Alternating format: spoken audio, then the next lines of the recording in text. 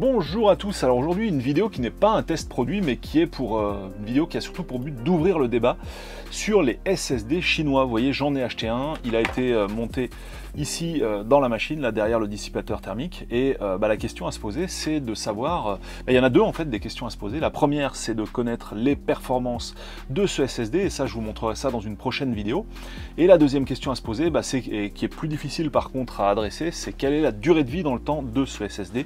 Donc ça, pour ça il faudra attendre quelques mois, voire pourquoi pas une année ou deux ou trois ou même plus, pour voir si le SSD tient le coup dans le temps, à moins qu'il crève très rapidement, genre au bout de 3 mois ou 2 mois, auquel cas on aura très vite la réponse. Alors pourquoi utiliser ce genre de SSD? La réponse est simple, et pour y répondre, on va se rendre sur le web, sur le site d'AliExpress, où on voit qu'actuellement il est commercialisé au prix de 82,39 € dans sa version 1 Tera. Alors, quelle est la différence par rapport à ce qu'on peut trouver un peu chez nous, on va dire de marque Samsung par exemple, comme le 970 EVO? Eh bien, la différence est quand même significative, puisque ici on va devoir débourser la somme de 160 €, un peu plus de 160 € pour sa version 1 Tera. Donc de là, on comprend vite l'intérêt d'utiliser ce genre de choses, à condition bien sûr que ça puisse donner satisfaction, autant comme je le disais en termes de performance que de longévité. Voilà, alors cette vidéo est plus préparative, comme je le disais, et sert plus à ouvrir le débat, sachant que je vous proposerai un test de performance dès que possible en fait, par rapport par exemple au 970 EVO, ça peut être un très bon truc.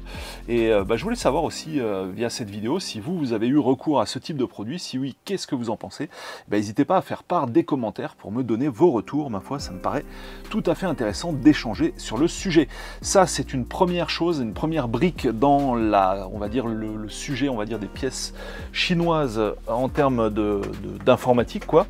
Et il y aura un autre élément qui va se surajouter dans un temps relativement proche. Je vous proposerai également de discuter de ça, à savoir une carte graphique de marque Colorful.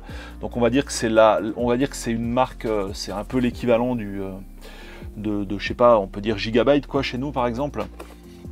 C'est des cartes de marque, donc parce qu'on trouve aussi de la sous-marque chinoise, mais là je conseille pas trop. Donc ça c'est une marque qui est plutôt réputée, et pareil on verra concrètement ce que ça donne en termes de performance, puisque je montrerai cette carte également sur cette même machine.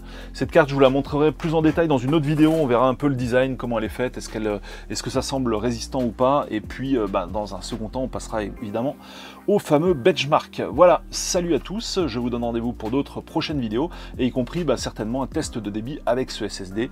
Encore une fois, je le rappelle, si vous avez des retours là-dessus, n'hésitez pas, ou si vous avez des liens intéressants sur le sujet de ce SSD de marque Qingdian, n'hésitez pas à partager ça via les commentaires. Salut à tous et à bientôt.